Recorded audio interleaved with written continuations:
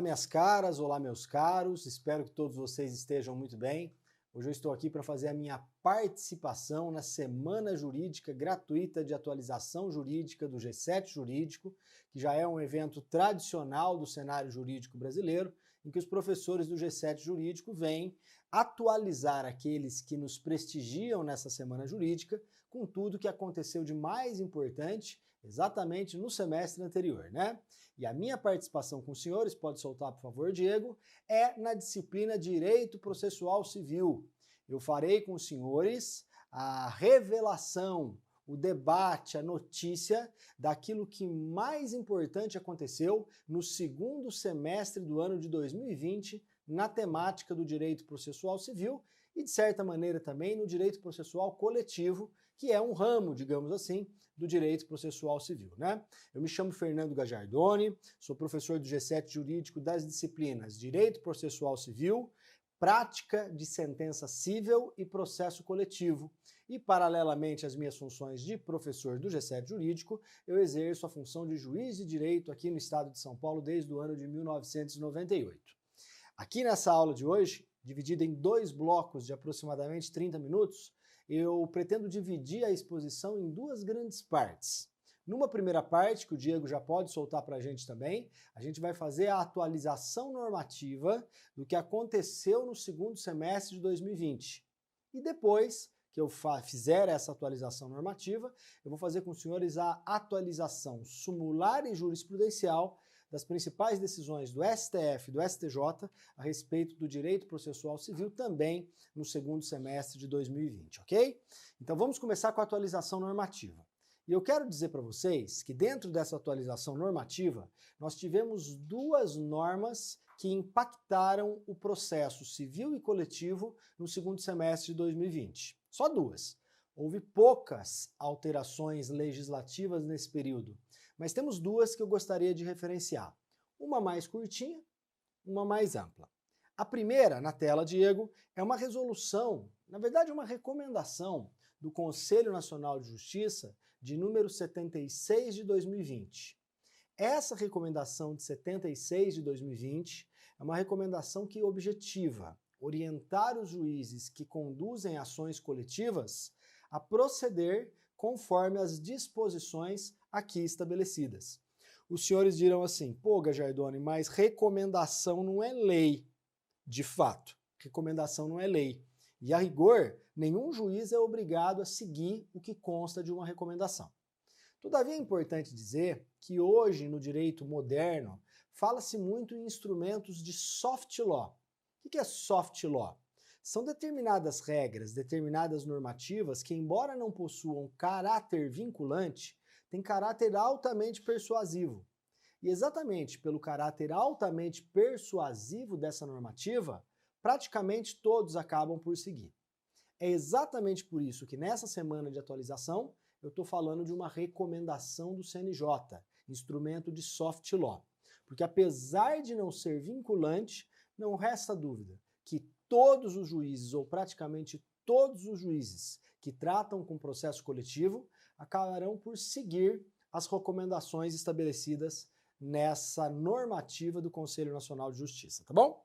Mas como é que eu tenho acesso a ela? Super simples, bate um Google, recomendação 76 de 2020 CNJ, que você vai ter o texto completo dessa normativa. Mas eu separei aqui alguns tópicos para tratar com vocês. Então vem na tela, por favor. Diego, ó, essa recomendação primeiro deixa muito claro que os juízes devem incentivar o uso da conciliação e da mediação também no processo coletivo. E aí eu explico por quê. Porque durante muito tempo vigeu no Brasil a ideia de que o objeto do processo coletivo era indisponível. E como tal, uma ação civil pública, uma ação popular, uma ação civil de improbidade administrativa não poderia redundar na celebração de acordo. Só que a própria disciplina normativa da ação civil pública desmente isso.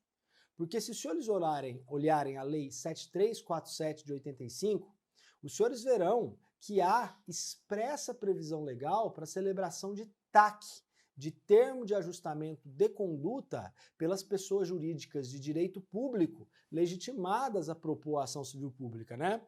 MP, Defensoria Pública, Administração Direta. Essas pessoas podem celebrar termo de ajustamento de conduta com aquele que causou o dano à coletividade. Ora, como não pode ter conciliação e mediação se extrajudicialmente pode-se fazer TAC? Não faz o mínimo sentido. A corroborar esse entendimento, aliás, vale destacar que, por conta do pacote anticrime que foi aprovado no ano de 2019, a gente teve uma alteração importante no artigo 17 da Lei de Improbidade Administrativa, na Lei 8429 de 92. E até em improbidade administrativa, hoje admite-se por expressa disciplina legal, artigo 17, parágrafo 1º da Lei 8429 de 92, e 17, parágrafo 10 da mesma lei, autoriza-se a celebração de TAC com o agente ímprobo, né, reparando o dano e aceitando algumas das sanções previstas no artigo 12 da lei. Então, enfim, a recomendação vem e diz: olha, juízes de processos coletivos, lutem para também fazer com que o processo coletivo se encerre através de autocomposição. Essa é a primeira recomendação. 2, na tela.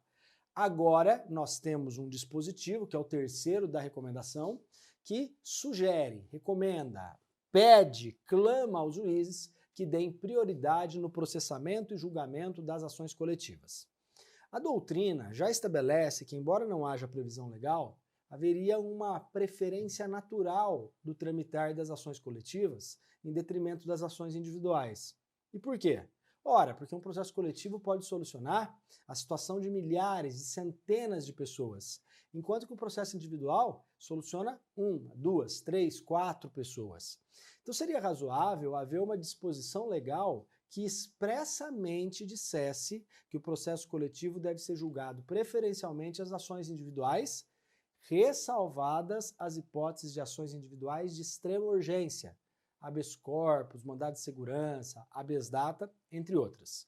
Então, enquanto não vem a positivação, vem a recomendação e diz: juízes, por favor, na medida das possibilidades, prefiram julgar as ações coletivas, porque o impacto para o sistema é muito maior, muito mais benéfico, né? Muito melhor do que julgar as ações individuais. E essa é a segunda regrinha da recomendação. Pode vir na tela, Diego. Terceira regrinha da recomendação, que é o artigo 4º, fala do controle da representação adequada do legitimado ativo. Essa recomendação estabelece que seria importante, que seria recomendável, que seria razoável que os juízes, ao receberem as ações coletivas, fizessem uma análise mais apurada, uma análise mais fina a respeito de o legitimado ativo, o proponente da ação, representar adequadamente os interesses da coletividade que está sendo defendida.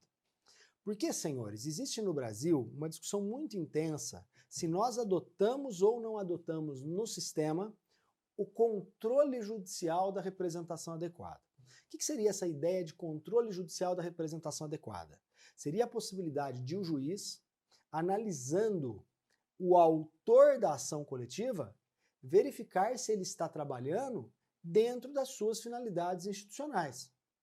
Se o autor da ação coletiva estiver trabalhando dentro das suas finalidades institucionais, nós podemos dizer que ele representa adequadamente os interesses em jogo. Ele é um bom porta-voz em juízo daqueles interesses. Agora, muitas vezes acontece do autor da ação coletiva não estar trabalhando dentro das suas finalidades institucionais. E, nesse caso, apesar de legitimado ativo, ele não representa adequadamente esses interesses em juízo.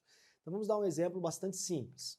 O 134 da Constituição Federal estabelece que a Defensoria Pública tem por finalidade institucional 2 itens, 2 coisas, 2 temas. Direitos humanos, interessa aqui se é de pobre, de rico, direitos humanos sempre a Defensoria Pública pode tutelar, e segundo, direito dos necessitados. Então, direitos humanos e direitos necessitados. A Defensoria Pública pode propor ação civil pública? Pode. Sempre, sempre. Porque ela é uma legitimada ativa prevista no artigo 5º da Lei de Ação Civil Pública. Só que ela, quando diz sempre, é sempre mesmo? mais ou menos. Porque ela pode ter legitimidade ativa sem limitação. Mas quando ela propõe ação, ela só pode propor dentro das suas finalidades institucionais. A Defensoria Pública pode propor ação para, por exemplo, garantir tratamento dentário para preso, que é necessitado potencial, para proteger direitos humanos dos quilombolas, que também é algo que está nas finalidades institucionais dela. Agora, a Defensoria Pública não pode propor uma ação civil pública para garantir aos compradores do PlayStation 5 o direito de receber um cabo a mais que estava na propaganda do console. Não tem nada a ver com a finalidade institucional da Defensoria Pública. Primeiro, porque não tem nada a ver com direitos humanos. E segundo, porque você tem uma situação que não tem necessidade. Quem compra um PlayStation 5, geralmente, regra absoluta quase, não é necessitado. Então, nesse caso, apesar de legitimada ativa, a Defensoria Pública não é um bom porta-voz, não é um representante adequado daquele interesse em juízo. Então, o juiz tem o poder de dizer, Defensoria, você, apesar de legitimada, não representa adequadamente. Isso é possível? É. Então nós temos no Brasil o controle da representação adequada. Você vai falar assim, não, não é possível. A última palavra é sempre da Defensoria. É ela que tem que decidir se ela representa ou não adequadamente os interesses da categoria.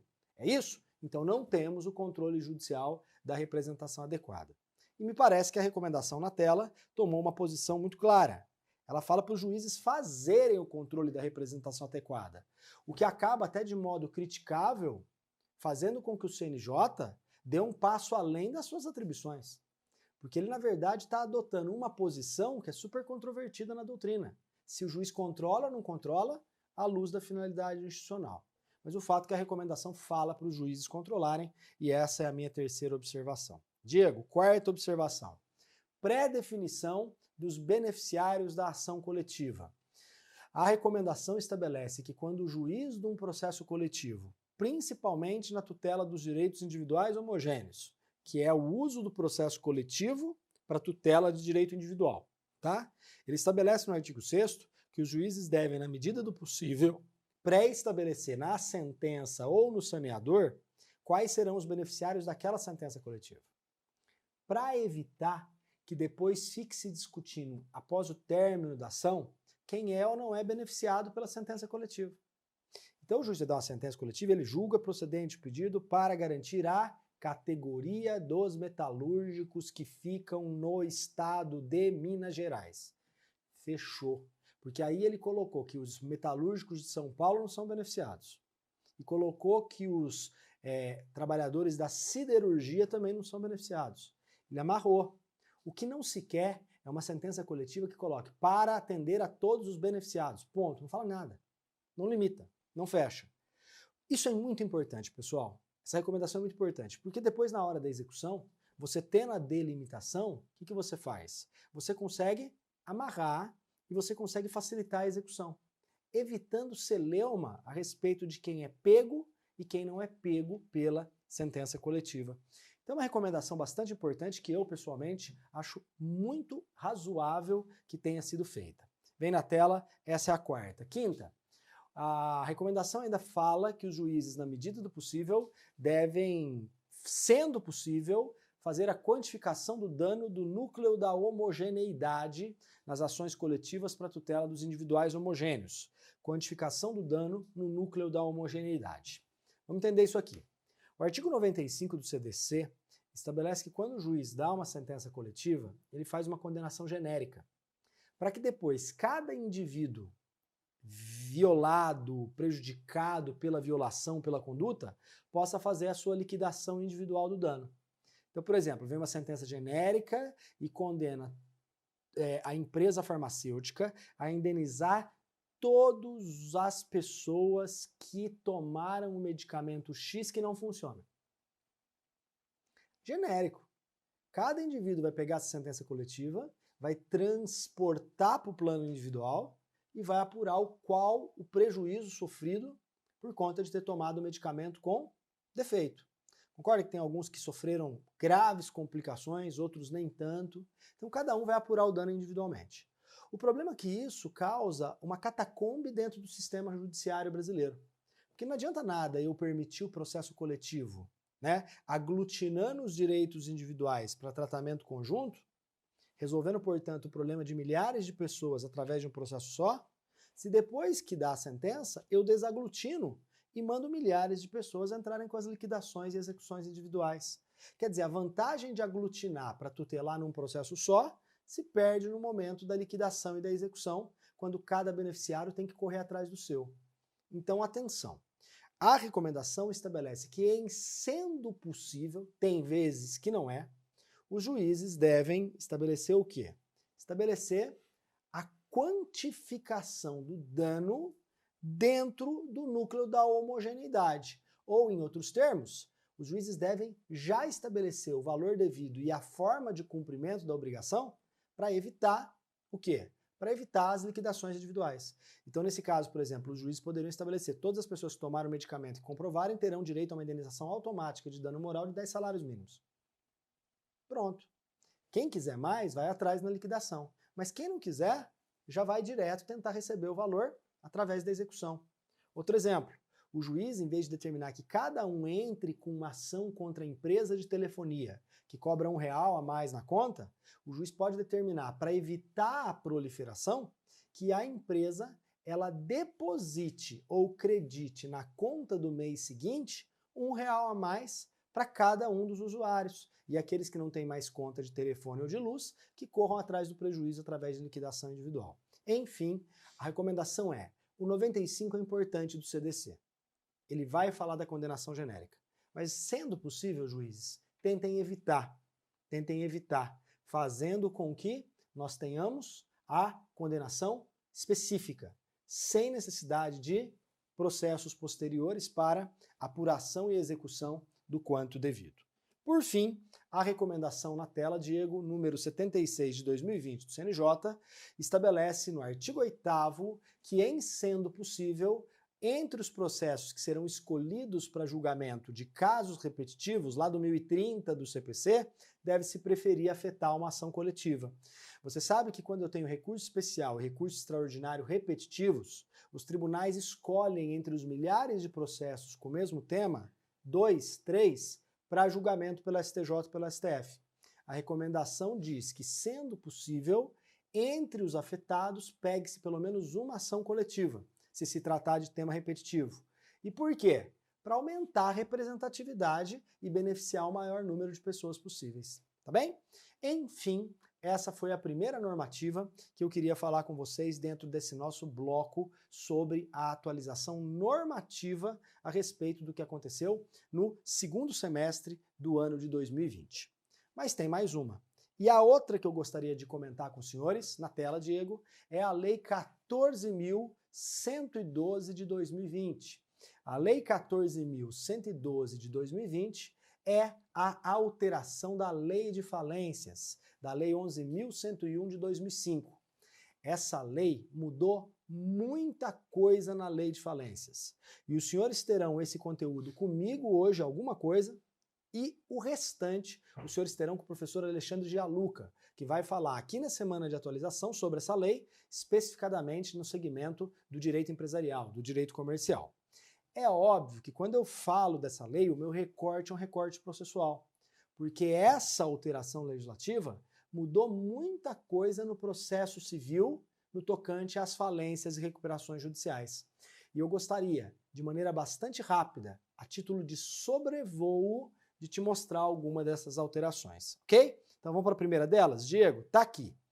Aqui se estabeleceu, na nova redação do artigo 6º, parágrafos 7A e 7B, e também no artigo 11 da nova Lei de Falências, a competência do juízo da recuperação judicial para suspender e substituir atos de constrição sobre bens essenciais para o funcionamento da empresa.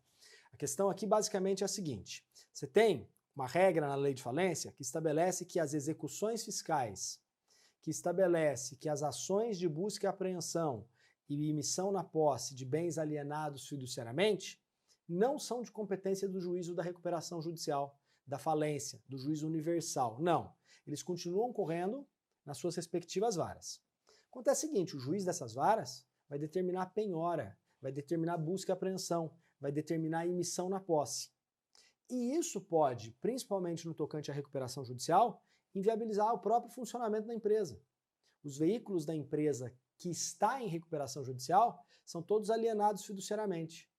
Se eventualmente eles forem apreendidos no processo de alienação fiduciária, se eles eventualmente forem alienados na execução fiscal, a empresa fica sem como operar.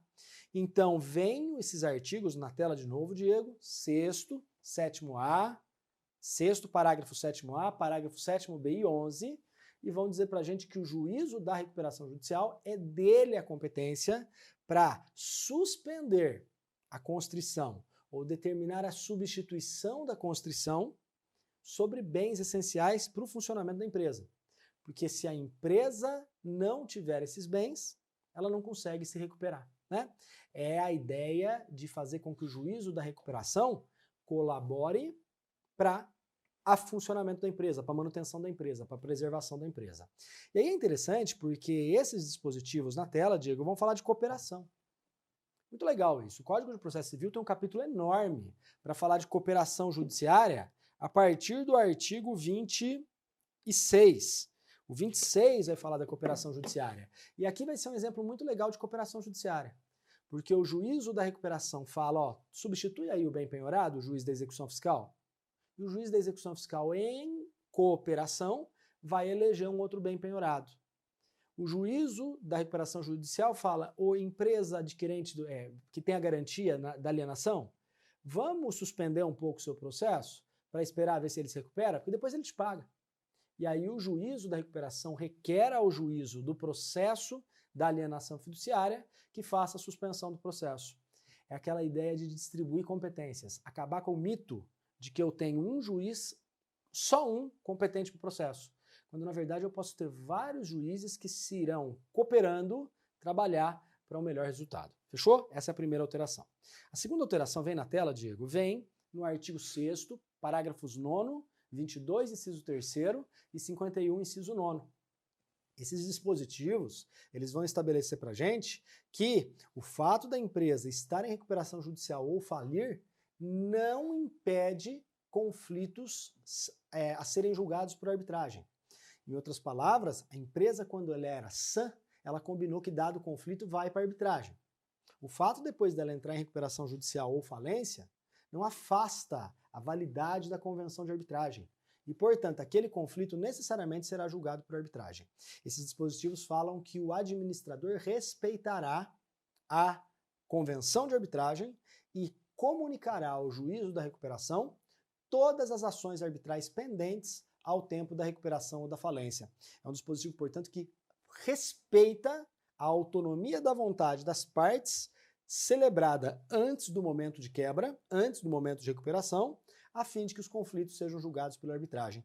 A comunidade arbitral ansiava por um dispositivo como esse, porque toda vez que a empresa quebrava no curso da arbitragem, surgia a discussão se podia ou não podia continuar a arbitragem. Agora não resta dúvida nenhuma que pode, na tela, essa é a segunda alteração. Terceira alteração. A terceira alteração é uma alteração do artigo 6º, parágrafo 1º da Lei de Arbitragem, da Lei de Recuperação Judicial e Falência, que fala da possibilidade de 2 tutelas provisórias, pode ficar mais um pouquinho, Diego, na Lei de Recuperação Judicial e Falência. O 6º parágrafo 1º fala da possibilidade de antecipação dos efeitos da recuperação e o 20b, parágrafo 2º, fala da cautelar de suspensão das obrigações para tentar compor, para tentar se conciliar com os credores. Então vamos começar do artigo 6º, parágrafo 1º. Senhores, às vezes, o recuperando, ele pretende obter a declaração da recuperação judicial, o deferimento do processamento da recuperação judicial, porque com isso ele acaba tendo a suspensão das execuções que são ajuizadas contra ele. Acontece que, na hora que ele propõe a recuperação judicial, existe um trâmite procedimental até que o juiz defira o processamento da recuperação. Só que às vezes não dá para esperar, porque ele está sofrendo milhares e milhares de execuções. Então o artigo 6º, parágrafo 1º, também põe um ponto final numa celeuma e diz que o juízo da recuperação judicial, ele pode antecipar os efeitos da tutela, ou seja, do deferimento do processamento da recuperação, para que desde já possa a parte se beneficiar de um ou mais dos efeitos do processamento da recuperação. No caso, a suspensão das execuções. É interessante porque o 6º parágrafo 1º põe um ponto final numa discussão violenta que tinha no âmbito do processo de recuperação judicial e falência, que é a possibilidade de tutela antecipada, tá bom? Outro dispositivo na tela, Diego, é o 20b, parágrafo 2º. O 20b, parágrafo 2º, fala que o recuperando, ele pode obter uma cautelar junto aos juízos, na minha opção, na minha visão, das execuções contra ele, dizendo que ele deu entrada num pedido de conciliação com todos os seus credores. Ele quer fazer uma conciliação coletiva com todos os credores para, eventualmente, não ter que pedir a recuperação judicial. Né? Eu não vou pedir a recuperação judicial ainda não, quero primeiro tentar resolver com meus credores e combinar com eles o quê? A renovação dos prazos de pagamento. Acontece que ele já tem algumas execuções ajuizadas. Então ele pode, de acordo com o 20b, requerer aos juízos das execuções, comprovando que já deu entrada no pedido de conciliação com os credores e mostrando que preenche os requisitos para recuperação judicial, ele pode requerer que os juízos das execuções suspendam, pelo prazo aí de 2 meses, 60 dias, as execuções, a fim de que ele tente se entender com todos os credores coletivamente. Não deixa de ser interessante o fato da Lei de Recuperação Judicial prever, a partir de agora, dispositivos que tratam de tutelas provisórias no processo de falência e recuperação judicial, coisa que era meio, truncada na legislação até então. Essa é a 3ª alteração. 4ª, vem na tela, Diego. A 4ª alteração tem a ver com a inserção na Lei de Falência dos artigos 20A e 20B, né? E era tudo a ver o que eu estou falando agora com o que eu acabei de falar no tópico anterior. Por que isso? Porque o 20A e o 20B vão instalar verdadeiramente um modelo de conciliação e mediação nos processos falimentares. Vão mais além. O 22, inciso 1º, letra J, vai falar que é dever do administrador, sempre que possível, tentar resolver consensualmente os créditos dos terceiros, os conflitos da massa falida ou do recuperando com aqueles que são relacionados com a empresa. O que é importante destacar para você aqui? Olha, o que é muito importante destacar para você aqui é que há uma tendência natural do direito brasileiro, a partir do artigo 3º do CPC, de prestigiar esses meios autocompositivos. E esse prestígio nunca alcançou a Lei de Falência e Recuperação Judicial. Então vem a nova lei e quer pôr um ponto final nessa questão, dizendo que também na recuperação judicial na falência é possível a tentativa prévia de acordo. Então o recuperando pode, antes de pedir a recuperação, tentar se resolver com seus credores. Né?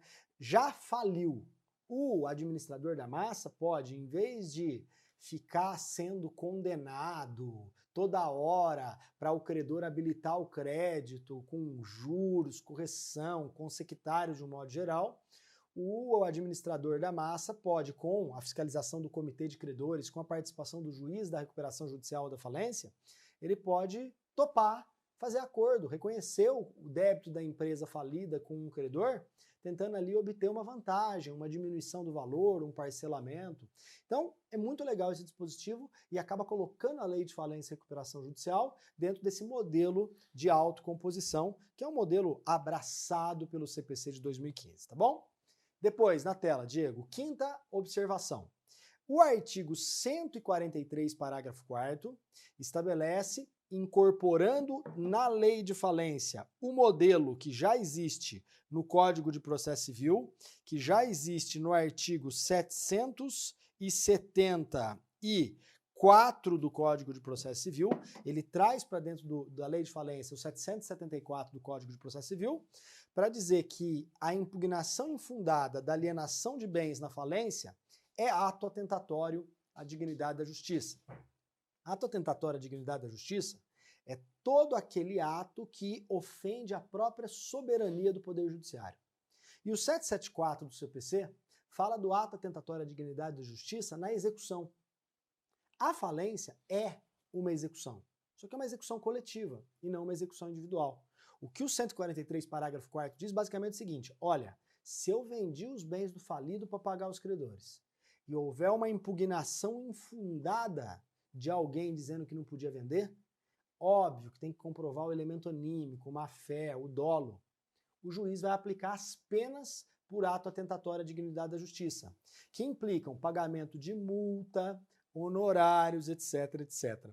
Simplesmente, portanto, tem-se no 143, parágrafo 4º, o acoplamento do quê? O acoplamento de dois institutos que estavam separados e que agora regem as duas execuções, tanto a coletiva quanto a individual. E por fim, senhores, para a gente poder encerrar o nosso bloco, na tela, a última grande alteração que nós tivemos na Lei de Falência e Recuperação Judicial é a alteração do artigo 189, que diz agora de modo expresso que o CPC se aplica subsidiariamente à Lei de Falência e Recuperação Judicial, mas desde que compatível com os propósitos do processo falimentar e observadas as seguintes diretrizes. E aí ele traz 4 diretrizes modificatórias do CPC. Quer dizer, são 4 regras do CPC que se mudam, se alteram, para poder ser aplicadas à falência, serem aplicadas à recuperação judicial. Primeiro, pacifica-se uma questão que já estava mais ou menos pacificada na segunda sessão do STJ, que julga a matéria falimentar, o cabimento de agravo de instrumento contra as decisões proferidas pelo juízo da recuperação judicial e da falência. O juízo da recuperação judicial e da falência, ele tem uma série de decisões interlocutórias que ele profere no curso do processo. Cabe agravo de instrumento contra essas decisões. Havia uma polêmica porque não estava no rol do 1015. Para mim estava lá no parágrafo único, que falava de execução. Ora, execução, falência é execução. Mas para evitar celeuma, vem agora a lei e diz, ó, cabe agravo de instrumento aqui, portanto não vamos discutir o 1015. Eu estou dizendo que cabe agravo. Fechou? Essa é a primeira pacificação. Já estava pacificado no final do ano de 2020 pelo Superior Tribunal de Justiça no tema 1022. Mas é bom estar na lei, né? Evita celeuma. Então essa é a primeira. Segunda, os prazos processuais da lei de falência são todos em dias corridos. Então, portanto, na lei de falência e recuperação judicial, fica afastada a aplicação do 219 do CPC. O 219 do CPC fala que todos os prazos processuais contam em dias úteis. Na lei de recuperação judicial de falência, como eu não vou conseguir distinguir muitas vezes o que é prazo material e o que é prazo processual, houve a opção de que todos os prazos, mesmo que processuais, correm em dias corridos. Portanto, muito cuidado, porque não se aplica o 219. Terceira alteração, na tela, negócio jurídico processual. Não resta dúvida do cabimento do negócio jurídico processual. O 190 vai permitir que falido, recuperando, credores, celebrem convenções para alterar as regras da própria lei de falência, da própria lei 11.101 de 2005, prestigiando aí o poder de autorregramento das partes. Qual a novidade, entretanto? A grande novidade é, adivinha, definir uma modificação que era debatida na doutrina se precisava todos os credores aprovarem ou não a regra, a convenção processual, o 190. Porque pelo CPC só vai valer a convenção processual se todos os envolvidos aderirem, acordarem. Senão não vale, vale a regra legislada. Acontece que na falência e na recuperação judicial eu tenho falido e tenho milhares de credores. Todos precisam aprovar? Vem na tela, modificando o CPC, vem o 42 da lei, perdão, vem o artigo 189 da lei de recuperação judicial, para dizer que o devedor, sim, ele tem que concordar expressamente, mas os credores aprovam por maioria os negócios processuais, seguindo o quórum do artigo 42 da Lei de Recuperação Judicial e Falência. Ou seja, é o quórum de 50% dos titulares do crédito mais um.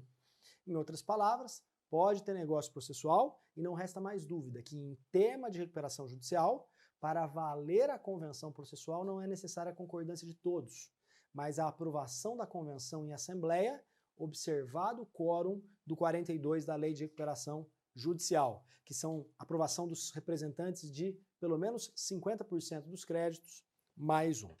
Por fim, para encerrar o nosso bloco, uma última alteração importante do processo civil dentro da Lei de Recuperação Judicial. vai caber incidente de desconsideração da personalidade jurídica para tentar alcançar os bens do falido, do administrador, do sócio ou do controlador da falida. Tudo bem? Então vai aplicar todo o modelo do CPC. Vai aplicar aquele modelo do 133 a 137 do CPC que fala do incidente, para mostrar que o sócio administrador da empresa falida agiu com abuso de poder, violou o artigo 50 do Código Civil, né, que fala da desconsideração. Mas aqui tem uma diferença enorme sobre o CPC. No CPC, quando instaura o incidente de desconsideração, o artigo 134, parágrafo 3º, fala que para o processo para esperar o julgamento do incidente. Ou seja, a instauração do incidente gera a suspensão do processo. Na tela, na Lei de Falência e Recuperação Judicial, apesar de se usar o modelo do CPC, não se aplica o 134, parágrafo 3º. Ou seja, nós temos a possibilidade de incidente de desconsideração da personalidade jurídica na falência e recuperação. Possibilidade não, tem a imposição de se observar para aplicar o artigo 50 do Código Civil. Porém, sem incidir o 134, parágrafo 3º do CPC. Portanto, senhores, última piscadinha na tela, Diego. Reparem que não há mais dúvida de que aplica subsidiariamente o CPC na lei de falência. Porém, observe-se que nesses 4 tópicos, agravo, prazos, negócio jurídico e incidente de desconsideração da personalidade jurídica, deve-se observar as modificações feitas pela lei de falência no modelo do processo civil comum. Com essas considerações, eu acabo meu primeiro bloco do breve sobrevoo que nós fizemos pelas alterações normativas no âmbito do segundo semestre de 2020. Fazemos um intervalo e logo depois voltamos para falar do que tem de mais de novo de jurisprudência e súmulas do STF e do STJ na disciplina Direito Processual Civil. Até já!